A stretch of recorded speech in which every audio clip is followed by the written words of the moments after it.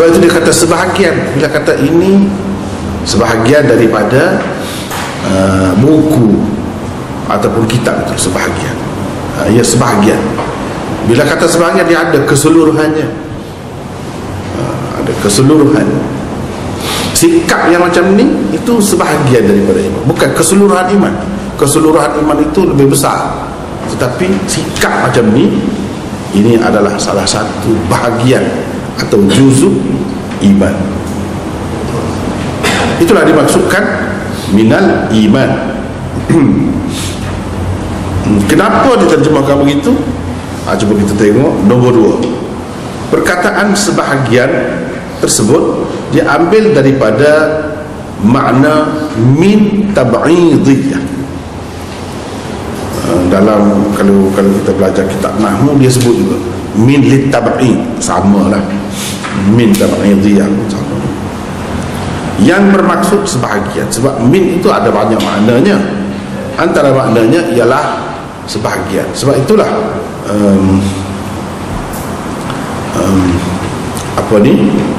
kita terjemahkan ada sebahagian tu. Kalau nak kira dari segi lafaznya, min itu daripada, sebahagian daripada. Jadi kita faham dari mana sebahagian itu. Dari sebahagian itu tak ada sebut, dari segi lafaz dia tak ada, tapi difaham daripada makna min itu. Sebab makna min di sini ialah litab'id atau min tab'idiyah, yang memberi makna sebahagian.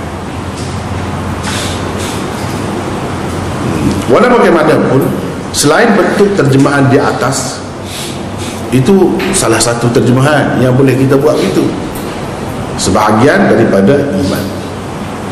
Minal iman itu boleh juga diterjemahkan dengan adalah kerana iman. Kenapa dia orang dia bersikap begitu? Kerana iman dia, bukan sebahagian daripada iman dah. Kerana iman, atau disebabkan oleh imannya. Berdasarkan perkataan min itu dipakai sebagai min ta'liliyah. Sebab min itu ada banyak makna, antaranya min ta'liliyah. Kalau kita pakai min ini dengan makna ta'liliyah, maka sepatutnya kita kena terjemah kerana sebab, sababiyah, lebih kurang lah.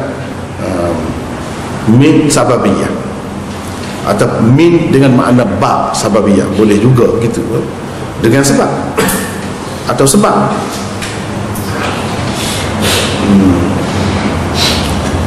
Yang berarti kerana, disebabkan oleh dan sebagainya. Rangkai kata itu, minal iman itu, rangkai kata itu boleh juga diterjemahkan dengan adalah berpunca atau didorong oleh iman. Minal iman itu sikap yang macam tu, adalah berpunca daripada iman, atau didorong oleh iman. Bermula daripada situlah. Itulah yang menolaknya. Berdasarkan min yang tersebut itu dipakai sebagai min ibtidaiyah. Kalau min ibtidaiyah, dia menyatakan permulaan, bertitik tolak dari mana? Dari iman. Imanlah yang menolak, yang mencetuskan begitu. Atau puncanya apa? Puncanya ialah iman.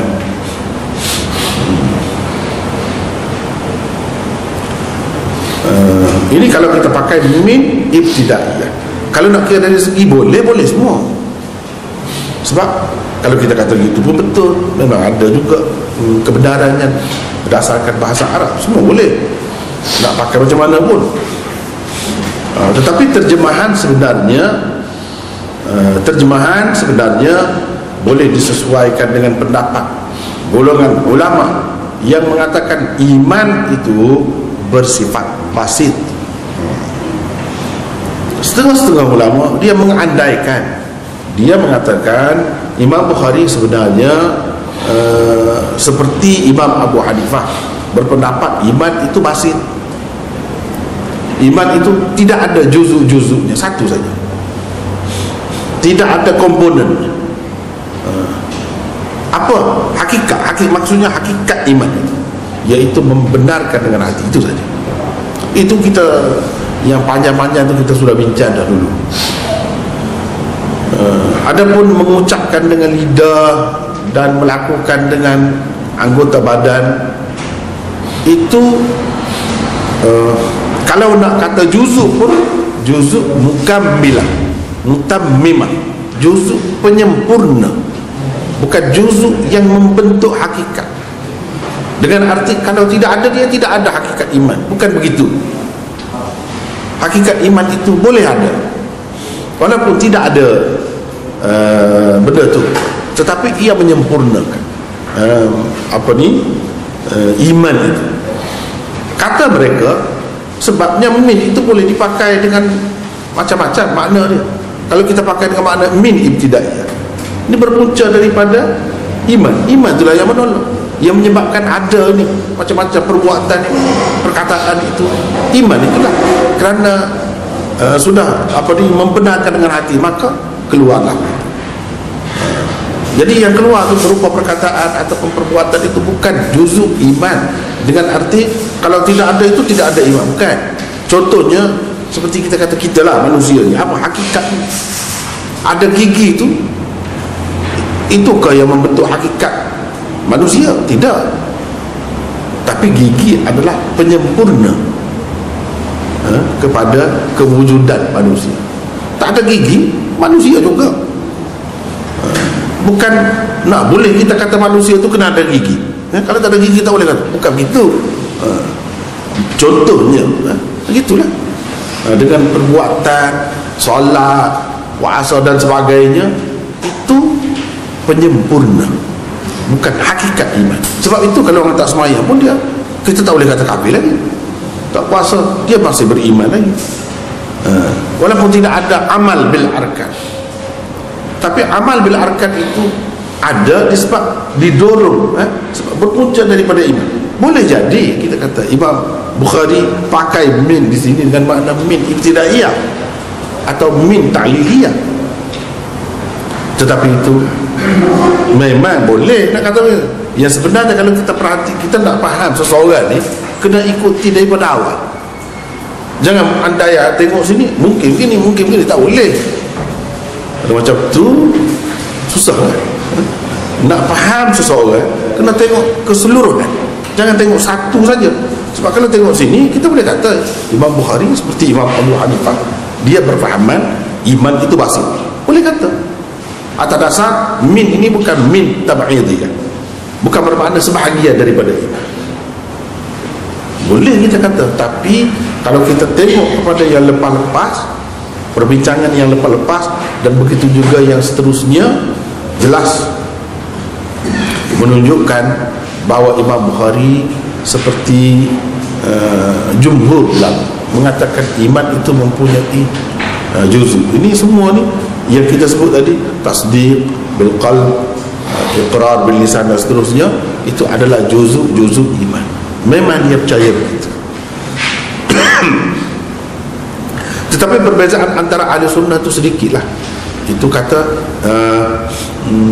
juzuk apa maknanya? Juzuk mukawwinah kah? Atau juzuk mutammimah?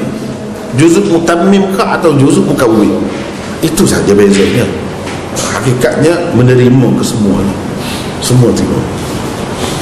Cuma yang tu kata juzuk mukawwin, itu kata juzuk mutammim, itu saja. Kalau kita tengok biar lepas-lepas dan akan datang menunjukkan Imam Bukhari ini terima iman itu murakkab, bukan basit. Maka adalah lebih sesuai kalau kita terjemahkan adalah sebahagian daripada iman. Ini sesuai dengan selera atau kehendak pengarang dia. Boleh kalau kita nak terjemah macam tadi seperti di bawah tu, tapi tidak sesuai. Kita ni sekalian terikat dengan dia sebab baca kitab dia. Kalau kita buat kitab kita sendiri, nak menyatakan fahaman kita, itu lain. Bila kita tulis tentang buku seseorang, kita kena ikut selera dia. Dia nak apa, dia nak macam mana, kena sesuai. Jadi sesuai itu macam mana? dari segi kita kata min tabi'iyah baru sesuai. Kalau kita kata min ibtidaiyah tak sesuai, kita kata min ta'liliyah pun tidak sesuai. Walaupun dari sudut bahasanya kesemua terjemahan di atas boleh disesuaikan dengan konteks makna yang dikehendaki, dengan makna yang dikehendaki. Maknanya kita, sebab ini tajuk ni lafaz hadis, lafaz hadis ataupun mafhum daripada hadis, mafhum daripada hadis.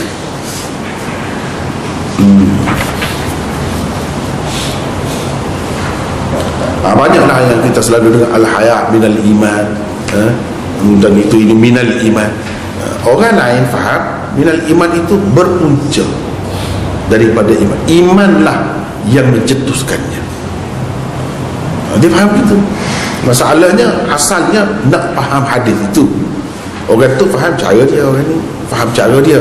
Kalau selagi dalam batas yang dibenarkan mengikut kaedah, itu tidak salah. Tidak salah. Kita kena bertolak ansur lah. Kena berlapan ada. Cara awak pun betul juga. Awak kata ini min ibtidaiyah, tak apa, ikutlah. Tapi kalau kita tengok kepada selera dan cara Imam Bukhari, apa yang ditimbul berdasarkan yang lepas-lepas, jangan ini saja, maka sepatutnya kita mengatakan beliau memakai min ini sebagai min tabi'iyah, min tabi'iyah. Sebab kalau dalam bahasa Melayu kita terjemah min itu daripada saja, daripada. Makna selain daripada tu apa? Itu dia tak jelas dalam bahasa kita. Sebab daripada tu ada apa makna, dia memberi makna apa. Kalau bahasa Arab ni dia ada min, memang ada daripada, tapi dia ada mengandungi makna apa. Beberapa perkara tadi lah, itu kita kena ambil kira.